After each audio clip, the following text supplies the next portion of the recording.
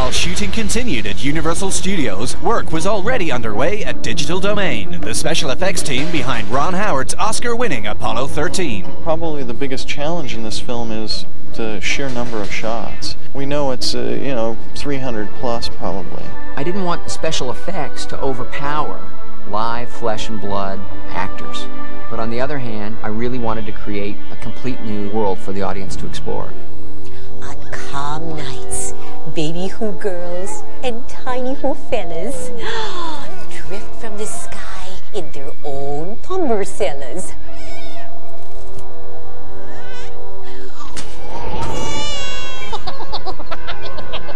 Ron has been remarkable because it's one of the first movies that I've been on that we've been able to sit at a table, all of the department heads, and discuss everybody's needs. Of course, if we make a move, we'd have to CGI the, background. Or would we? We used 11 different sound stages, but to go ahead and extend the world, we used a lot of computer-generated matte paintings. Often, CGI effects would go hand in hand with physical effects. The set, as large as it is really still a fairly small part of a town. There is a blue screen wrapping around it that allows us to composite extended buildings, mountains, sky, etc. We filled in the background with even more masses of who's to really create the scope and the scale of the movies. What we see here is the original plate, the blue screen in the background, and then what we've done is we've added additional characters. And now the nominations for that Who Among Us who best typifies the qualities of Whodom and Whodoree, the Whoville Holiday Cheermeister.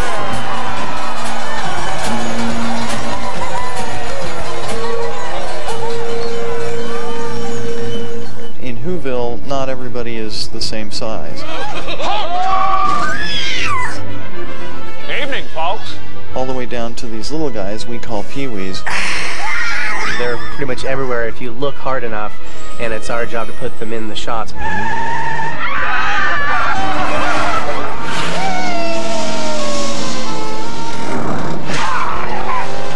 gonna hurt in the morning. There's a shot where a guy's playing the horn and a little guy playing a horn comes out of his horn. You know, the kind of archetypical Dr. Seuss scale gags. I like it. The production would eventually settle on two types of physical snow. One of the things we had to attack very early on was snow. Obviously it snows in Whoville, and obviously it's a big part of their world.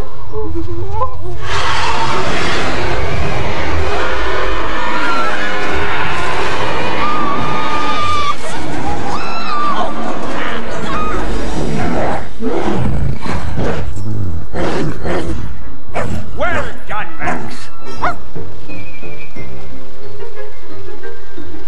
We found a snow product that could work on the ground in Whoville. It's paper, cut up paper, and then the other stuff is bubbles. The soap bubbles fall down in a very sort of whimsical fashion because they're almost light as air. And for some scenes, snow would have to be digitally added. Doesn't somebody somewhere on the planet have digital snow so that we wouldn't have to create our own digital snow? We'll shoot the scene without snow, and then we add different layers of snow in the final shot. But even with CGI and the huge sets, some scenes had to be shot on location. Spread eagle! Nailed it! One of the scenes that, has never existed before in any other version of this story is this wild, wild sleigh ride down the side of Mount Crumpet. That's a sequence I'm really proud of. I better slow this buggy down! We're gonna crash! Now you listen to me, young lady. Even if we're horribly mangled, there'll be no sad faces on Christmas.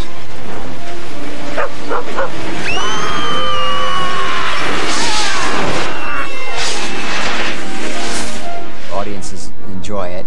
Though even here, CGI would lend a helping hand. The sleigh takes the curve, the Grinch is behind the sleigh, and he gets flung out around and goes flying in the air over this giant precipice.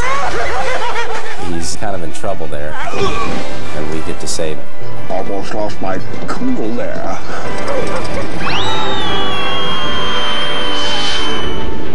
Ron Howard knew that such a screen fantasy would not be complete without the right music. For that, they turned to Academy Award-winning composer James Horner, whose previous work included Apollo 13 and Titanic. Both Jim Carrey and 6-year-old Taylor Momsen would each record songs for the movie. Are you Christmas? Why can't I find you? Why have you gone away? You're a mean one, Mr. Grinch. You really are a heel. You're as cuddly as a cactus, and as charming as an eel, Mr. Grinch. You're a bad banana with a greasy black beard. Blast this Christmas music! So now, as Jim Carrey prepared to bring that mean and mischievous misanthrope, the Grinch, to movie audiences everywhere, the buzz was building.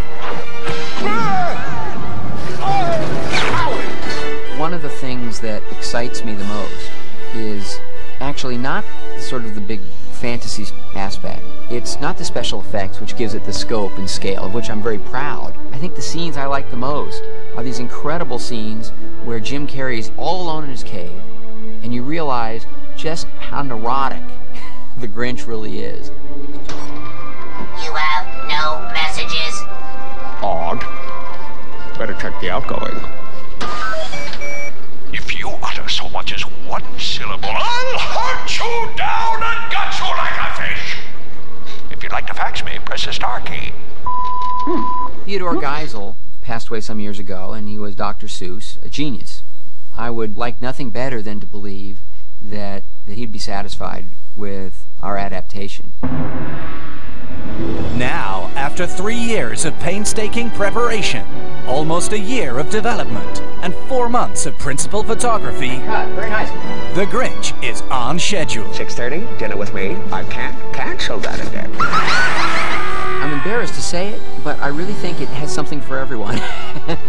Whatever age you are, you're the age for Dr. Seuss. It is a modern fable that really is broad in its appeal. That's more like it. Bringing a Seussian character to life is already something that hasn't happened yet. Burn, baby! Burn! Jim is a genius, and it was my pleasure to just be a participant in helping him bring his character to the screen.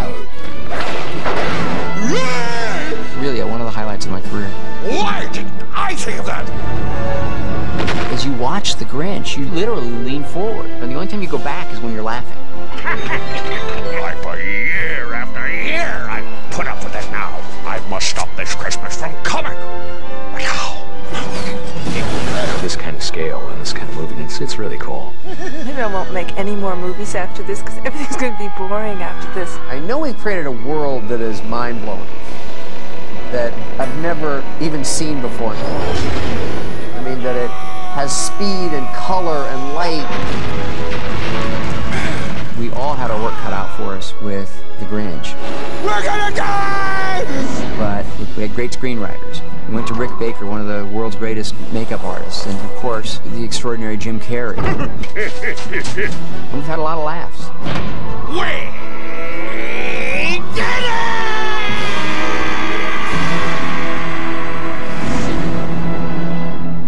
Cut, Fred, check the gate, moving on.